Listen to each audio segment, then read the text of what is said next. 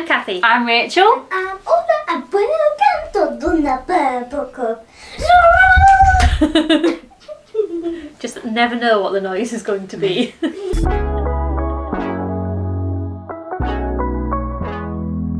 Today we're each going to share our favourite 3 books of 2024. Yeah! Yeah, these are the favourite books that we read in 2024, not books that were published in 2024. Yes.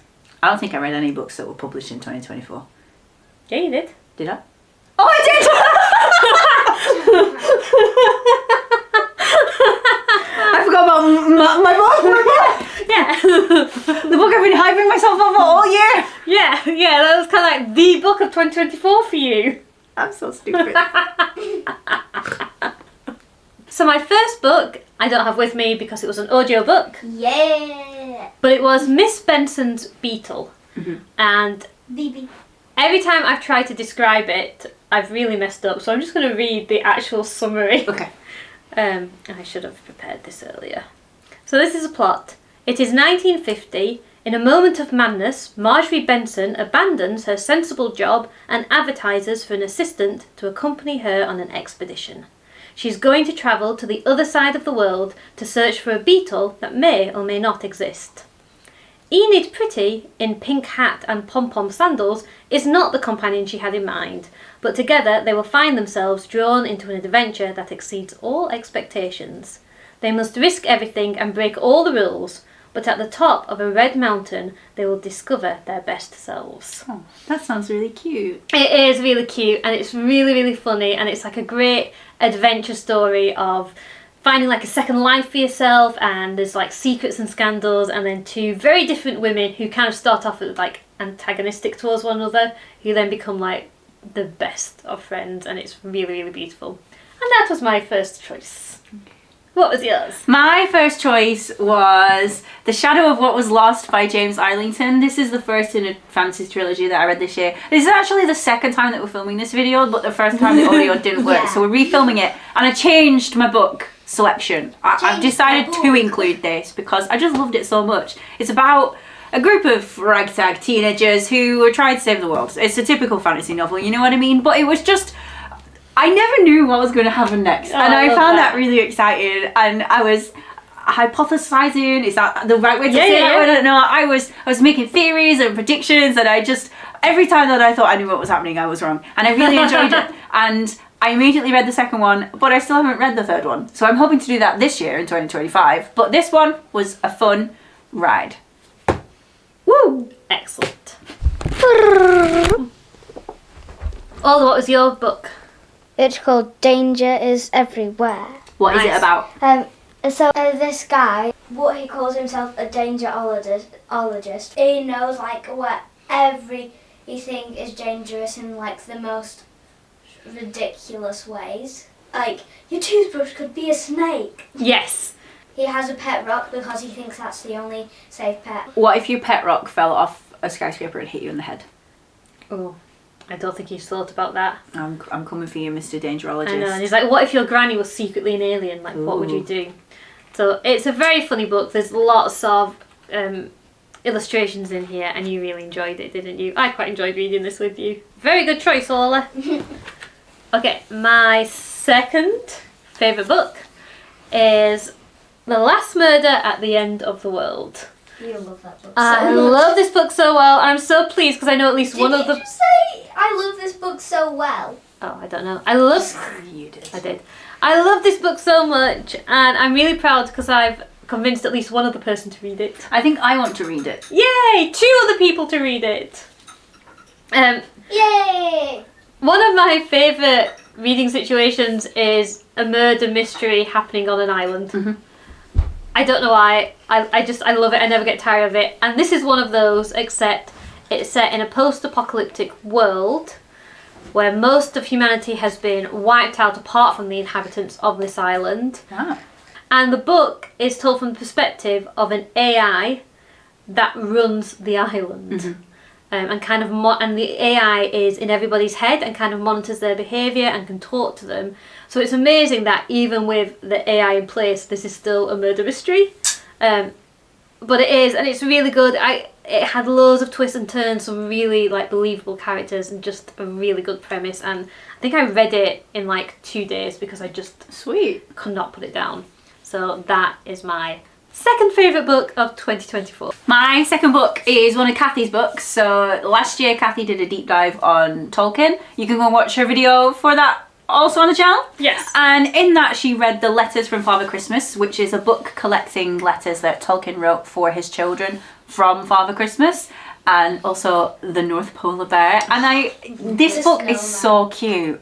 I genuinely can't get over how sweet it is that Tolkien did this for his children every year for like nearly 20 years, over 20 years. And the fact that even after the boys have grown up and aren't writing letters to Father Christmas anymore, don't believe in Father Christmas anymore,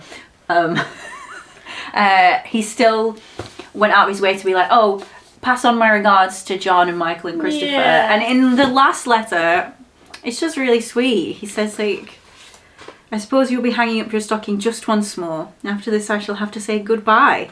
And I know, it's just really sweet. And all the stories that Tolkien comes up with that happen at the North Pole, I just really loved it. And the illustrations. He is an author, you're right. The illustrations that are included as well are absolutely gorgeous. I know. And I just love the amount of... You can tell by the front cover. You can tell by the front cover, Yeah. it is sweet. It's very sweet.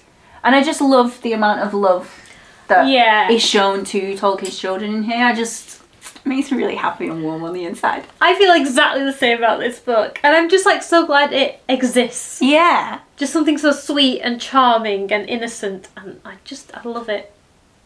Good choice. Thank you. Good choice. It's your book, you know what I mean? I will definitely be reading this at Christmas again. Yeah. I'll probably have to get my own copy though, because this is yours. Yeah, I want to read it at Christmas okay. too. Oh, it's your turn. Oh yeah. This is my next book. Oh, this one was so much fun. What's this one, Orla? So it's called Aldrin Adams and the Cheese Nightmares. So it's about a little boy who lives at like a cheese shop. He discovered that by eating cheese before bed, he could go into other people's nightmares. So he's helping everyone by going into their nightmares. Yeah, so like as Aldrin helps people in their nightmares, he kind of helps them face their fears and kind of psychologically helps them, and then they can like face what they're struggling with in real life. One time he even went into his pet frog's nightmares. What was his pet frog having nightmares about? He had a nightmare about being eaten. Oh, fair enough. Okay, my final choice. And my final choice, they match! Wow! Okay. You go first. Stormlight Archive, Book 1, The Way of Kings. I read this in January last year because Rachel set me on. Is it really January? Yeah. Oh, wow. She set me on the Stormlight Archive path. I remember that book being around so much. And yeah, I loved this book.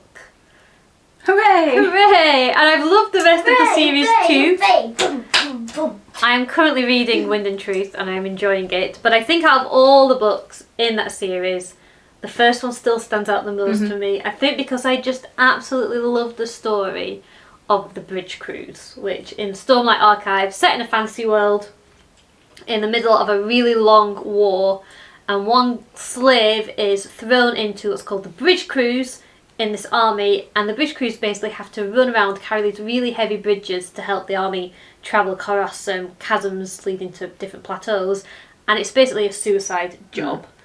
People die so frequently on there, you can't possibly carry on surviving, and only people with no hope end up there. And yet this one slave starts to find hope whilst on the bridge cruise, and he has like zero resources around him, but every little bit he can get and scavenge, he like turns to his advantage just to keep the men around him alive. And that storyline is why this book is my favourite. I absolutely love it, and it's so paid off. So and the war is basically a scam. the war is basically a scam. But Kaladin's tale in that I just found so compelling.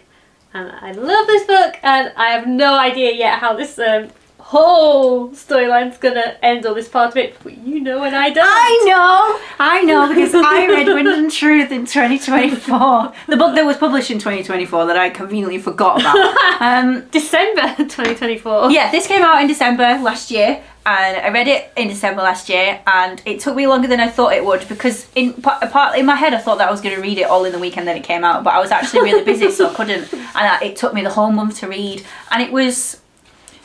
I think it's a good ending to the first half of the series. I think that obviously it's chunky, it's huge, and there's a lot in it. But I think it's a good cohesive piece, and I can't say too much about it because Cathy's still reading it, and it has just come out, and we'll probably have more videos where we talk more in depth about it. But suffice to say that I really enjoyed reading it. I want to read it again, but Cathy has it. And I cried, I smiled, I sighed, I threw it across the room. I didn't actually throw it across the room. That'd be a hefty throw. It would. I really enjoyed it. And I have to wait 7 years until the next one comes out. 7 years? Yeah, it's a long time, isn't it, Orla? She's making this face. I wonder what life will be like. I hope we're still doing this vlog in 7 years. Me too! Orla, what is your last choice? Lushkin. What's this one about? So it's about this mad cat that just goes everywhere, causing mischief. He has blown up his owner's house a number of times in that book. Oh, crikey. Is it really fun? Yeah, and he has a little sensible teddy bear friend. Very cool. And you just got 2 other books in this series, didn't you, for your birthday? Or was it just one? Sweet. I got one of them. One of the books. Because I got 2 of Bunny vs. Monkey. Oh, yeah. Okay. Yeah, so we've bought a few more books by this author because Orla really enjoyed this book. Mm-hmm. I actually just finished that book yesterday, but I read a lot of it in 2024. Yeah. What did you enjoy reading in 2024? Did you read anything that was published in 2024? Have you read Wind and Truth? If you have, don't post any spoilers because Cathy's still in the middle of it. Yeah! We release videos every week. Bye. Bye. Goodbye! Is that okay? Yeah.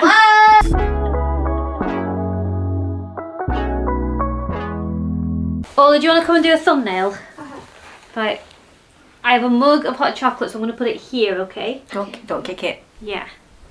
Okay, do you want to... You're only allowed to kick it if it's on purpose. Can you kick it? No, you can't. Yeah.